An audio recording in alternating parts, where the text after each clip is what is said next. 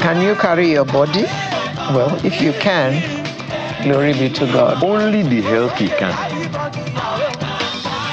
And if it's a leg pain you have, or something as simple as that, and because of that you're unable to move, please thank your stars and thank your God. Something as simple as... Suppose it was something more serious, and as a result of it, you can't carry your body, as Mike Abdul was singing just now. Suppose it was cancer. Diagnosis of cancer is a highly stressful event. It is commonly associated with depression and has been shown to increase the number of suicides. Can't imagine it. No, I can't. So, how do you deal with a diagnosis of that nature? That is what we're going to tackle our doctor with today. We have a lifestyle doctor, Dr. Bukola Agumbiade. Good morning. Good morning, Ma. Thank you for having me. The very thought of this topic is making me sad already. Because just this morning, I was watching a video where a guy was saying, because he was diagnosed with cancer, and when there was some test that he did, and the doctor said to him that the result would not come out until 4 days thence. Gosh. And he told the doctor, I will die before the 4 days are over. Oops. And it's not the cancer that will kill me. I am sure that just thinking about it, I will die before the 4 days are over. So that tells us exactly how stressful it is to receive that kind of news from a doctor. So, Dr. Bukola, how does one deal with something as serious as that? Something as life-changing as, I'm sorry, the tumor that we found is malignant? I honestly think the perspective is very important, because I remember in the 1990s, 1990, 1991, HIV was something that if you tell any patient they have HIV, they see it as a death sentence. And today is no big deal. People are living with it. So I think, yes, we're having a cancer epidemic right now, but we should just come to terms with it that it's just like any other diagnosis.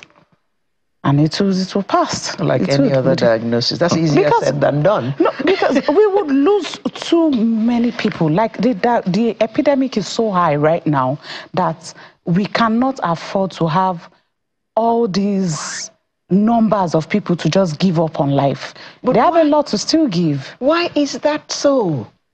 Why are the numbers so high? So high. I think it comes with this, it comes with the evolution in the society, the technological evolution or the advancement and all of that.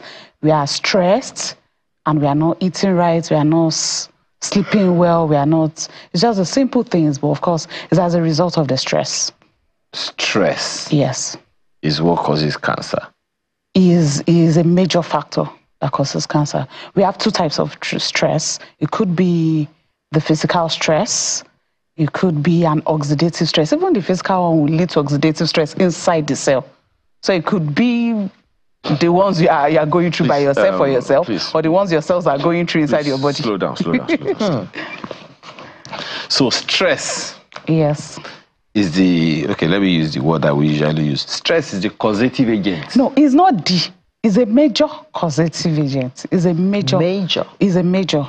We can actually trace over 80% of cancers to stress. Over 80%. And stress is a function of lifestyle. It's a function of lifestyle, yes. So how do you then explain children who have cancer? What kind of stress are they going through when they're not paying school fees, they're not paying house rent? The genetic faults due to the stress that have been passed down to them.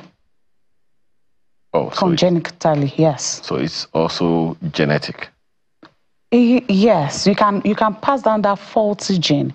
When your gene becomes faulty because of a stressful life, you can pass it down to the next generation. Oh. It's called epigenetic change. Okay, so please educate. I know that, we hear a lot about the things, the food we eat, and a number of other things like that. But when you say stress, a good number of people watching you right now are hearing this for the first time. So please help us understand exactly what we are dealing with here. Okay, let me start from the food.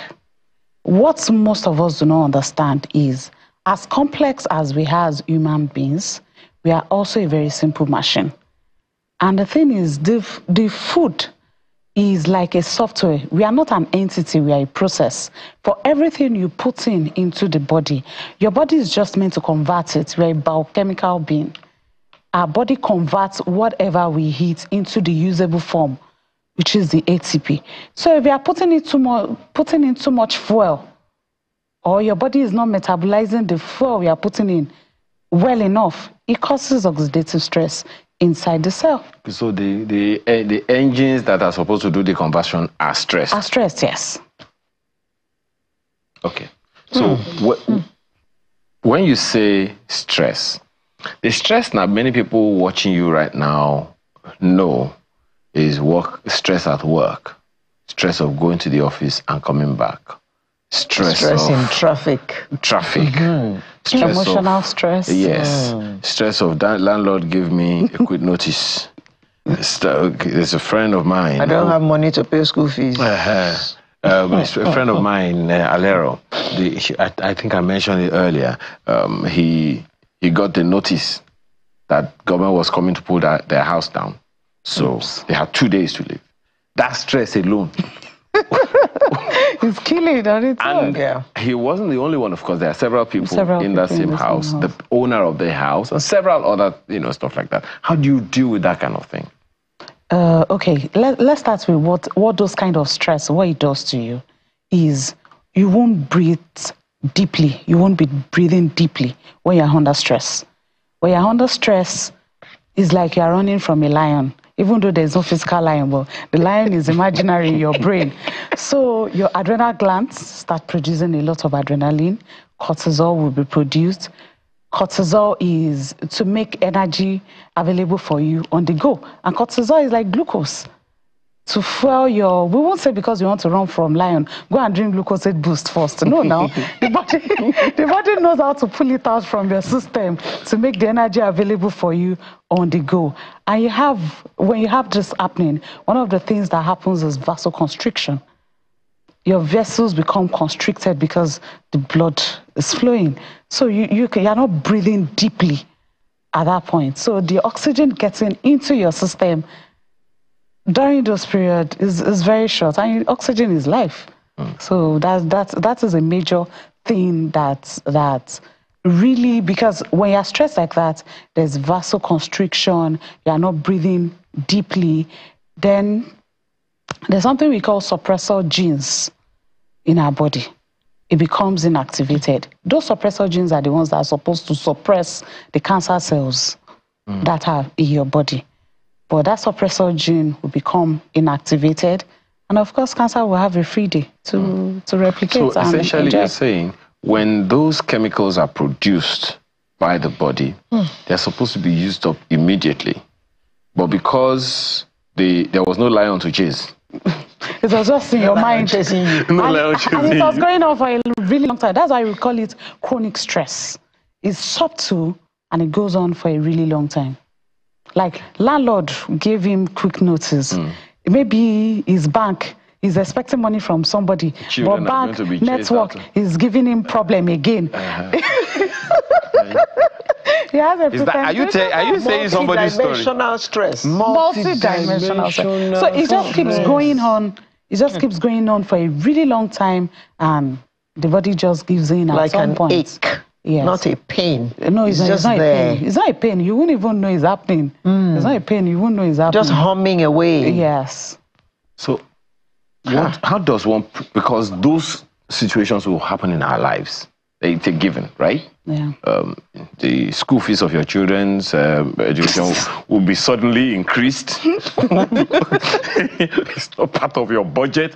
It will happen. So how do you prepare your body, your metabolism for such things? Okay, what you do is control the ones you can. And the ones you can is your food. For example, don't overburden that body with too much fuel or too much unrefined fuel or overprocessed fuel that will give it its own stress so that by the time the external stress comes, the body can deal with it. And of course, one of the easiest things to do when you're under stress is to breathe very deeply. Try and it should be an habit, just from that habit that when you're stressed, when you have a lot going on your mind, you breathe very deeply. It helps. But of course, don't cause problem for yourself. So breathing deeply can still cause problem? No, I said don't cause problem. As in, don't eat the wrong things beforehand, so that when the life stress comes, the body is not stressed on its own, such that it's able to chest it. How about those who stress eat? Once they are stressed, is to just be eating.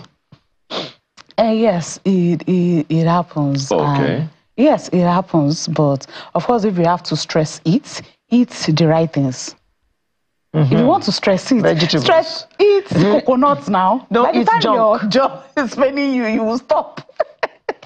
So why you stress eating a lot of fizzy drinks that contains a lot of glucose and all of that in it that would further stress your body? So if you want to stress eat, please stress eat, but stress it with carrots and coconuts and vegetables. Yes. Not so stress it not with meat pie. Not meat pie and cake. Okay. But those things are very good when you are stressed. There we go. They taste even better when you are stressed. I think what happens with those things is because we've been wired like that. The people who manufactured or came up with these products, they really how do we call it? They really got into our brains from when we're little. Like you see an advert of fizzy drinks and it's showing you, after a stressful day, you are sweating. Just take these drinks. So whether you like it or not, you have been colored. It's inside your head. So the next time you are sweating and you are looking like that image you have in your head, the first thing that comes to your mind is go and grab the fizzy drinks. So just re-engineer your brain by yourself and imagine munching carrots as very sweet. Munching carrots. Just for your information, color bead.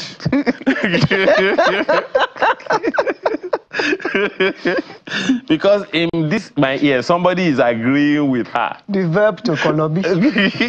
So it's from the word colobi. You just put that out there, so you know. Okay, but I'm still finding it difficult to place the place of stress on. So when you say mindful solution to dealing with cancer, what are you talking about? Okay, I would say mindful prevention, not solution. Okay. Because when you are looking for a solution, that means the problem has started. It's already arisen. So solve the problem before it happens. Prevent it before it happens. So one of the mindful ways is to increase the oxygen that goes into your system. So you breathe deeply, you exercise. When you exercise, you are forced to take in a lot of oxygen in every form you like to exercise. It would force you to take a lot of oxygen. You hydrate well. Water is H2O, so you are getting some level of oxygen from your water. You sleep well. When you're sleeping, your brain is able to rest and all of that. So the oxidative stress inside your system is not enough. You eat right. If you are eating the right thing, then your body doesn't have to deal with overstimulation. Because when you're taking processed carbohydrates or processed foods, for example, it stresses the body out a lot. It stresses the body out a lot. So you reduce that on your own. So do those things, and that is how you can prevent. So mindful means every day you are living intentionally. You're not just going with the flow. You're not going with, oh, I'm stressed. It's whatever I see I would eat. No, you are mindful with every meal that you have to take. You are mindful with how you spend your day.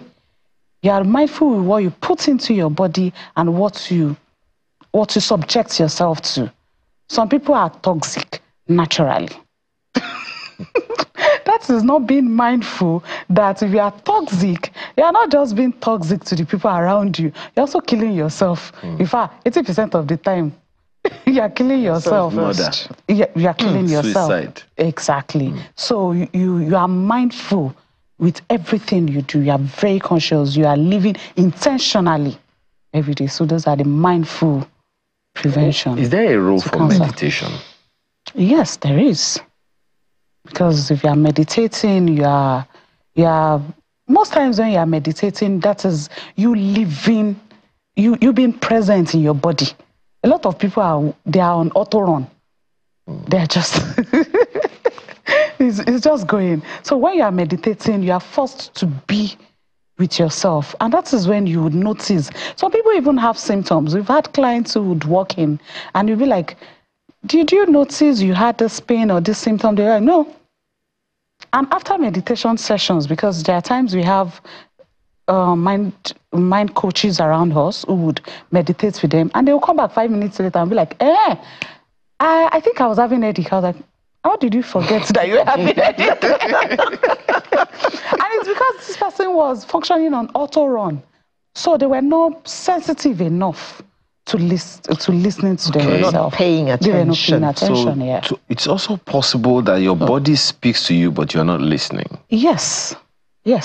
We see that a lot. We see that a lot. Give us an example.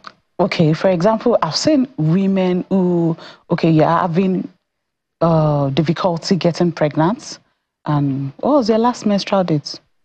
She doesn't know. Wait a minute. But what was your account balance 2 weeks ago? They know. So they don't... Don't you know your own account balance 2 weeks ago? Who will forget account balance? But I know every other thing I'm supposed to know too. And in that instance, this person does not know why. For a woman, for example, we have 4 cycles throughout the months. So we have like 4 different personalities in a month. But most women do not even know. They don't know that, oh, this is the reason why I was nice last week, and this week I'm not nice. They don't understand that, okay, it's the hormones. They are not even living in their body to understand. So, well, just for your information, it's a woman that said it. I didn't. I just gave an example. Maybe I should give an example for a man. Just for your information, I'm just saying, it's a woman that said that they don't know themselves all through the month. I didn't say it. I didn't say all women. I said some women. Women, yeah. Some. Okay. So there are those who, this absence from oneself, can it be avoided? Is it possible for one to say, okay, I want to really pay attention to myself? Most of the time, particularly those who can watch television, they are mostly in urban parts of the world, even urban Nigeria, for a station like this. And it's always on the go. Everything is always on auto, as you said. We have little time to pay attention to the things that need to be paid attention to. Everything has to be fast. Fast food, fast water, fast this, fast that, everything. Fast transport. Fast transport, so where do we have the time to sit? You're saying that it costs us, but what can one do? I think that is why you have a choice, really.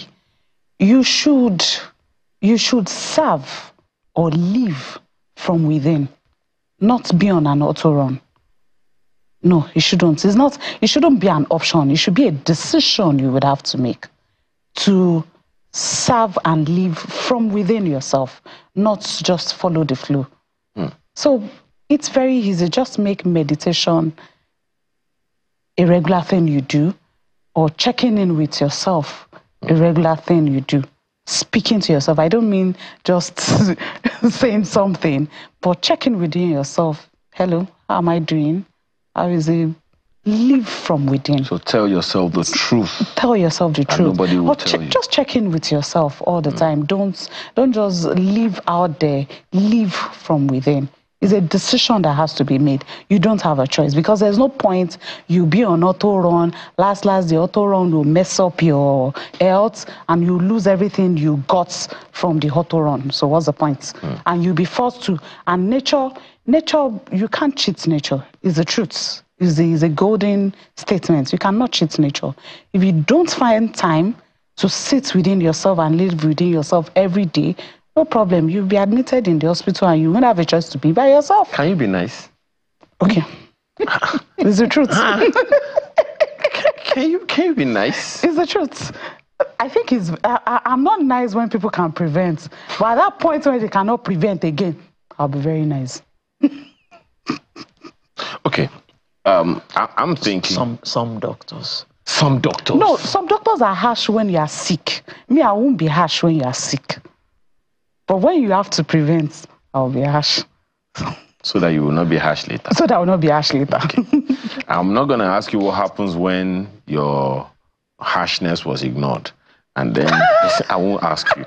But, so I'm assuming that the stress that you're talking about here now doesn't only cause cancer.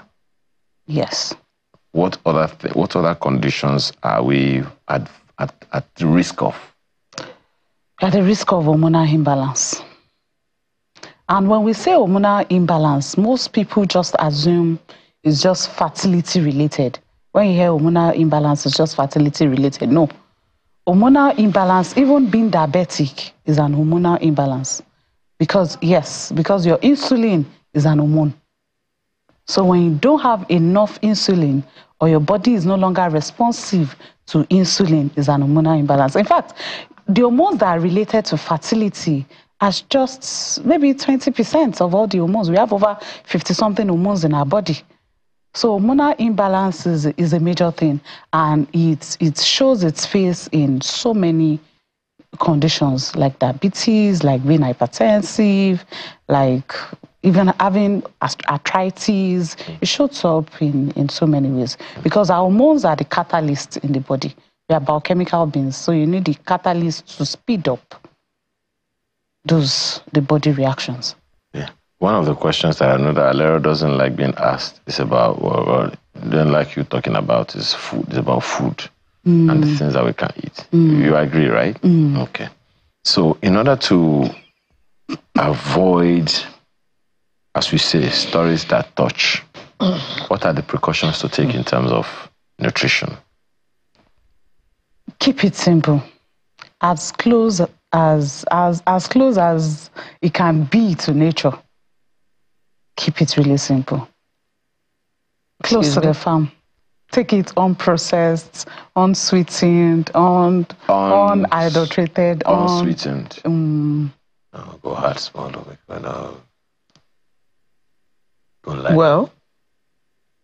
Well is WELL. And it doesn't make caterwaul. Okay. So we should eat more vegetables, more fruits. What else? More grains. Avoid processed food as much as you can. Wait, let's just be clear. Roasted corn is processed food, No, but the natural. roasted, no. It is processed. Processed, but it is still in its natural form. Roasted now. corn? It's in its natural form. So how far is it from the farmer? Oh, because you have roasted. You want to eat it raw? It is processed. Okay, food. so cooked rice is also processed. It's also because it's being cooked. Yes. Okay, let's say ultra processed then. They don't come again now. Oh. And now that is when you now turn that corn. She was waiting for so you at the many traffic things. light. No. It is when that corn has been it. turned to something else. But you said roasted corn. It is still in its natural state. It was just heated up to make it edible. It's good that he chose corn. Sweet corn. It's not natural, is it? Sweet corn. I think there are two types. Are you referring to the canned sweet corn? No. Corn on the cob. And it is sweet. Yes. It's a sweet. Yes. It's natural. I think it's a genetic modification or something. GMO. Okay. I think they just worked on the genetics or something. I don't know much about sweet corn as such, but I think it's genetically modified. That is what they call them. So genetically is that one modified. Close to the farm? Of course, it's still better than the canned one. Okay. It's still better than the canned one. Processed. Reason being that the canned one has a lot of preservatives. It has a lot of sodium to preserve it and all of that. But if it's still in its cob, it's still better than. Now, just let's take this on, as a final note. She talked the other time about children, and they don't think of anything like that. But it's their parents that will give them food. Do you think it is necessary for parents to investigate the nature of their children before they give them food? How do we help children also to develop this kind of lifestyle that will be mindful? Yes, I think it's very important for parents to do some, know themselves first, because you can't pour from an empty cup. If you don't know yourself as a parent, I think it's easier. By the time you know, the father knows himself, he knows what he reacts to, you know what he cannot take or what is not good for him. You can take it, but it might not be good for you. So if the father is living mindfully and the mother is living mindfully, it is easy now to just pass it on to the kids, because the kids, whatever gene they are carrying is definitely from both of them. So once they have two mindful adults who have kids, they can pass that mindfulness to the kids. The kids can be so different from the parents. Who doesn't eat meat, doesn't eat fish, doesn't eat sugar. She's 4 years old. Uh-oh. Tell her. You put any protein on her plate that looks like meat or fish, she's going to just throw it at you. Wow. She doesn't want it, and she will not eat it.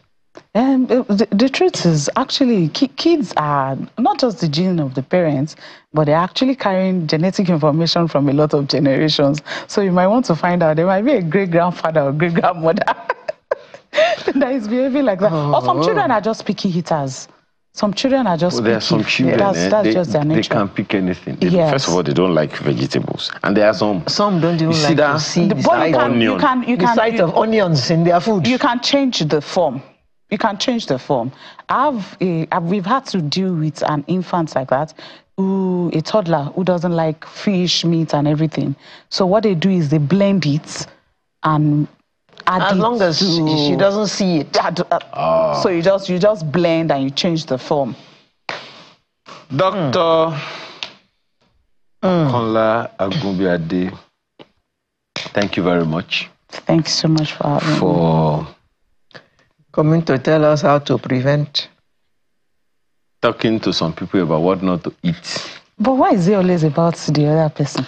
Dr. Bukola Agumbiade, lifestyle doctor, thank you very much for your time this morning.